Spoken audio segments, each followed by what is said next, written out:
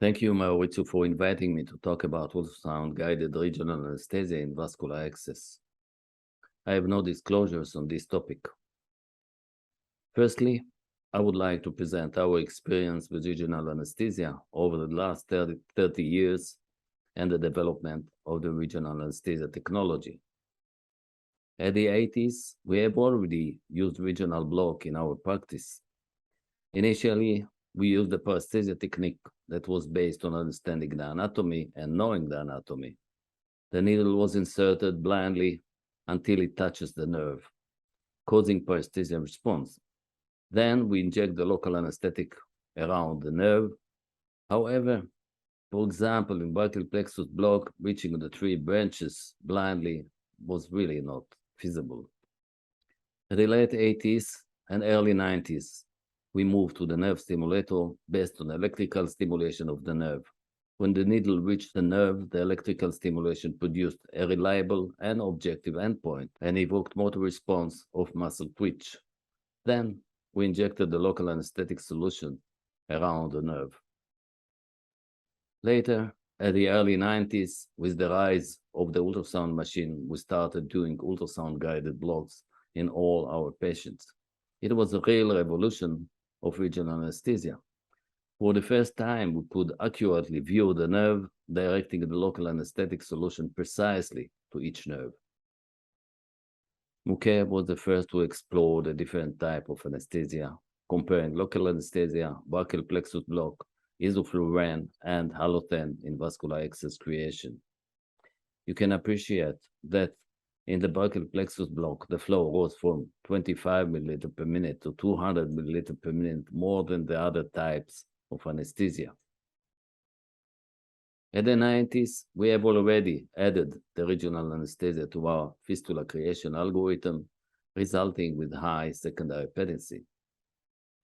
Few years later, we published these articles showing significant increase in the vein diameter due to vasodilatation after brachial plexus block prior to surgery that sustained for more than 5 hours. However, under general anesthesia, the pulsatility index dropped during the anesthesia, but immediately returns in the recovery room to the initial values. You can appreciate the duplex ultrasound of the brachial artery during regional anesthesia. The values of pulsatility index were reduced from 7.1 before the block to 1.77 10 minutes after the block. So, general, regional, and local anesthesias are all acceptable anesthetic technique for fistula creation.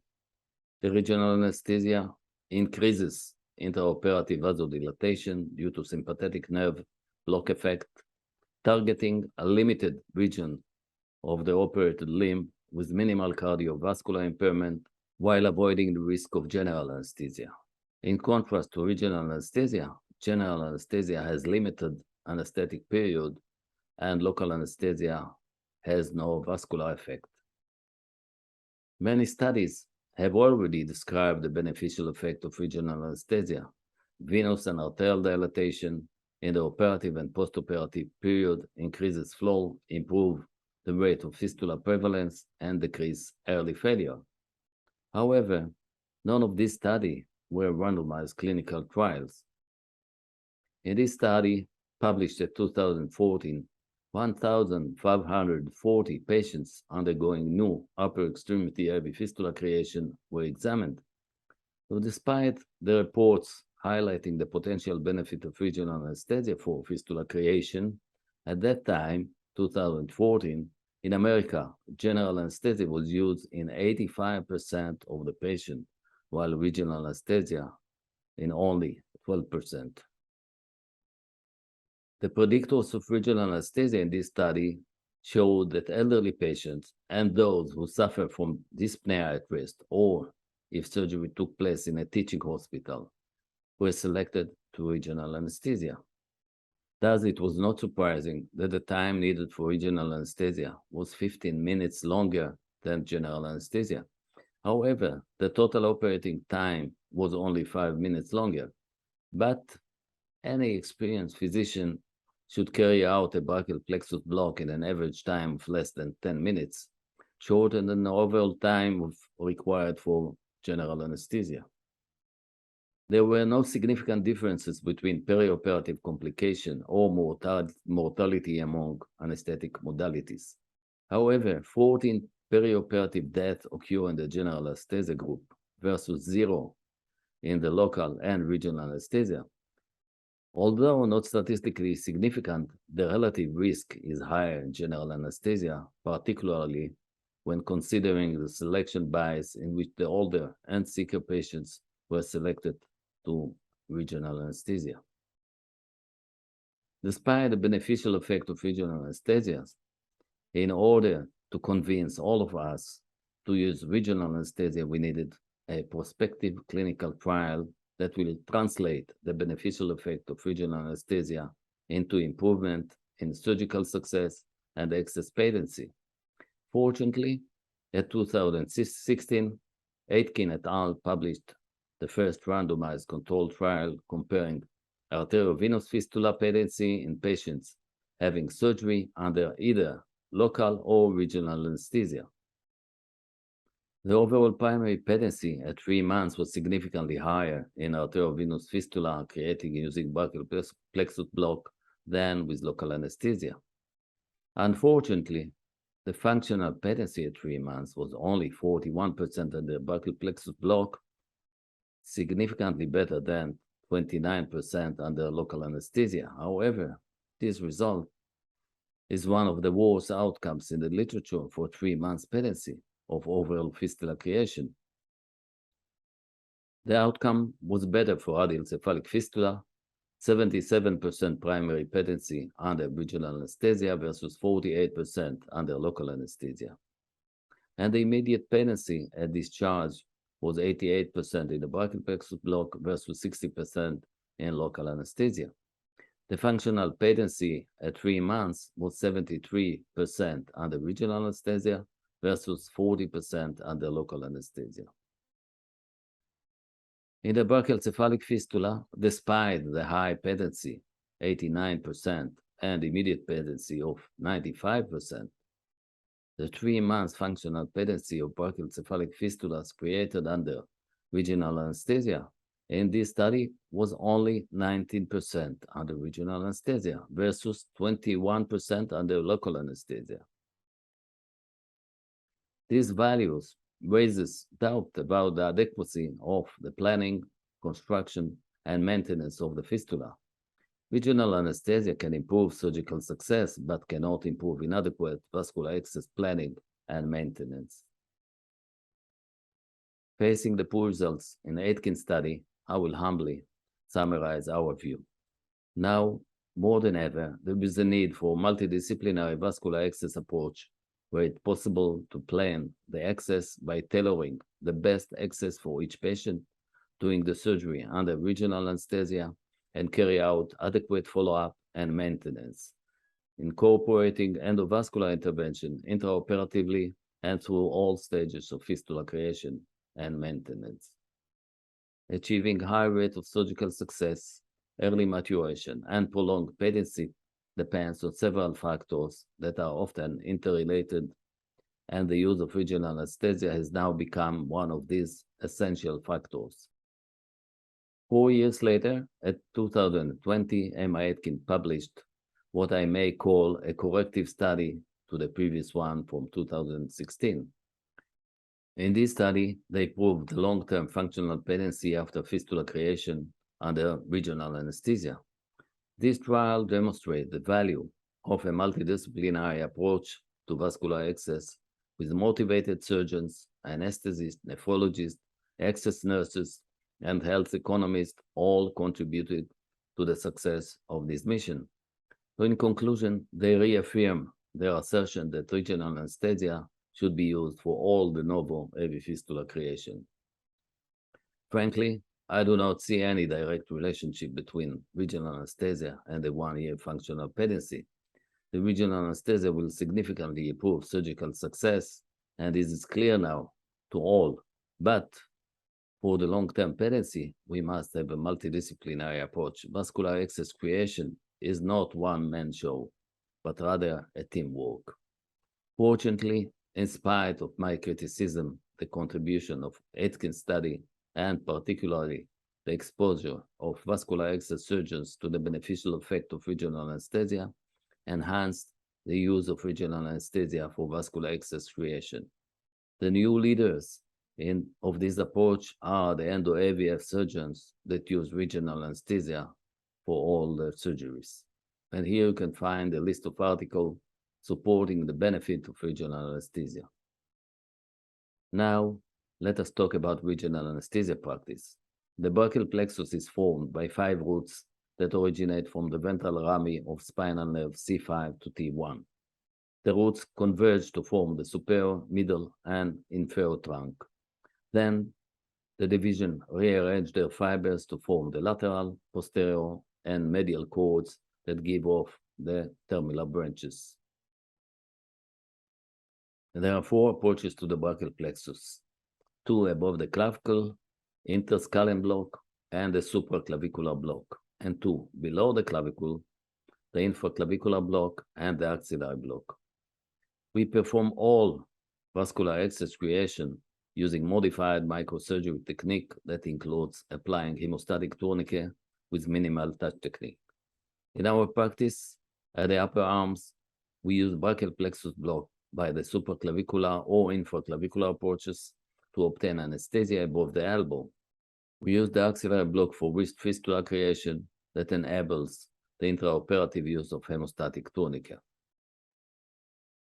There are 2 methods of using ultrasound-guided needle insertions. We prefer the in-plane approach, where you can see the needle, over the out-of-plane, where you can see the shaft only in this case. As you can see in this slide, there are very smart echogenic needles designed specifically for ultrasound-guided block.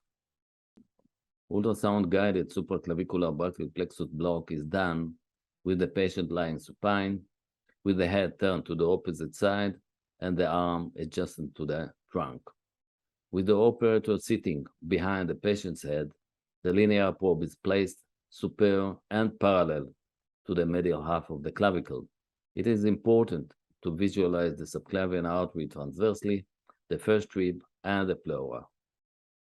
The plexus can be visualized as a collection of hypoechoic dark nodules surrounded by hyperechoic tissue, forming a honeycomb-like appearance with oval or flattened shape.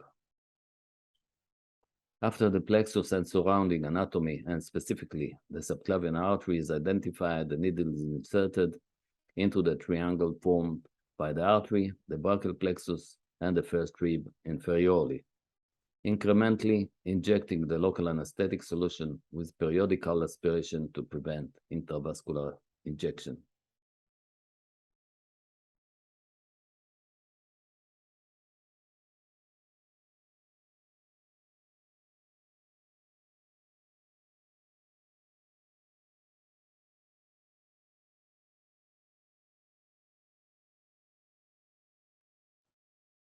The infraclavicular brachial plexus block is done at the same position, except that the arm is abducted to 90 degrees.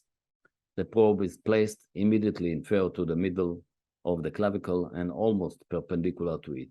You can identify the pectoralis major, pectoralis minor, the axillary artery, and the axillary vein in transverse view. The 3 cords of the brachial plexus are usually seen as 3 roundish hyperechoic structure forming the lateral, the medial, and the posterior cords, respectively. After the plexus and the surrounding anatomy are identified, the needle is inserted toward the lateral cord of the plexus, and the local anesthetic solution is injected while observing its spreading. Then the needle is redirected to the posterior cord.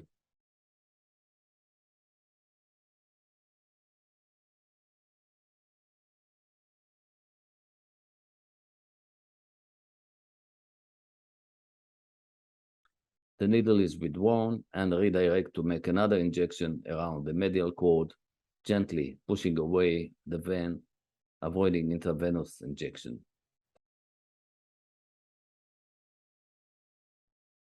This is the nerve anatomy of the axillary block.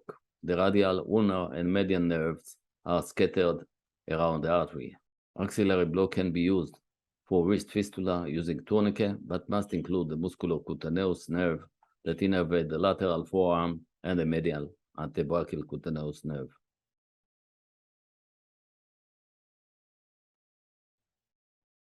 The axillary block is done with the same position while the ultrasound probe is placed on the axilla. After the plexus and surrounding anatomy are identified, the needle is inserted to target the nerves scattered around the artery.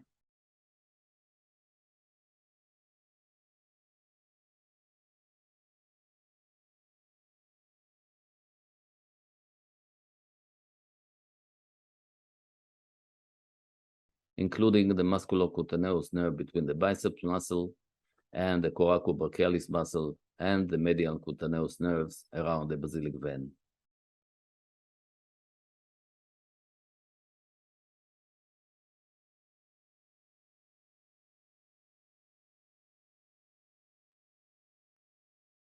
Then we can examine again the quality of the cephalic vein, whether it's suitable for fistula creation.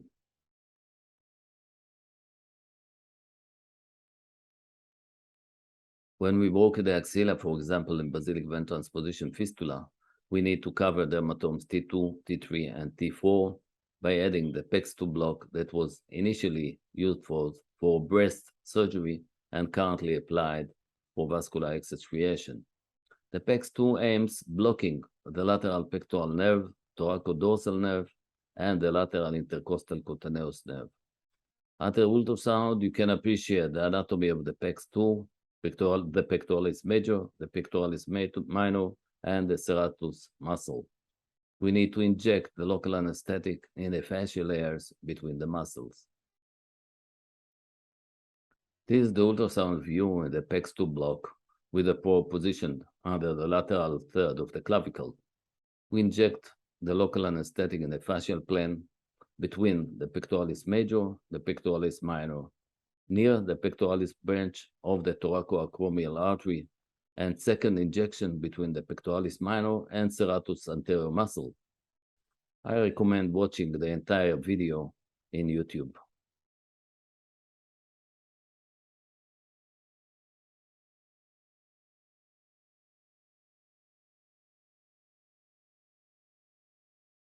This is the ultrasound view of our PEX2 block.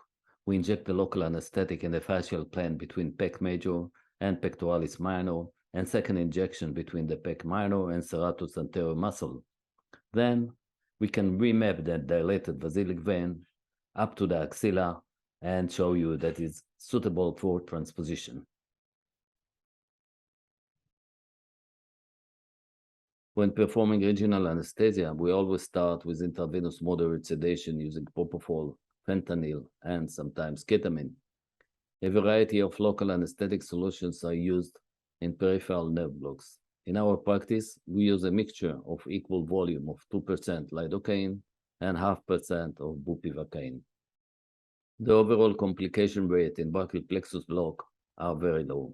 Beside the local anesthetic toxicity like tinnitus, seizures, and arrhythmias, permanent neurological injury after regional block is extremely rare.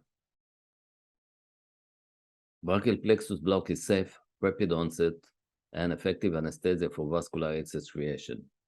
However, we should acknowledge that it is also applicable for painful endovascular procedures like thrombolytic therapy, which is a very traumatic experience for the patient.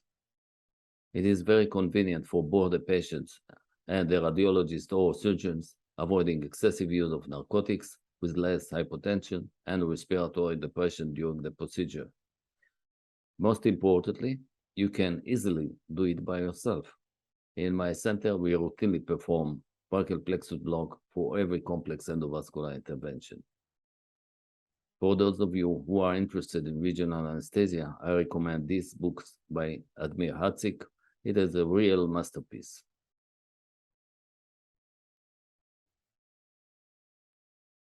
Thank you so much for your attention.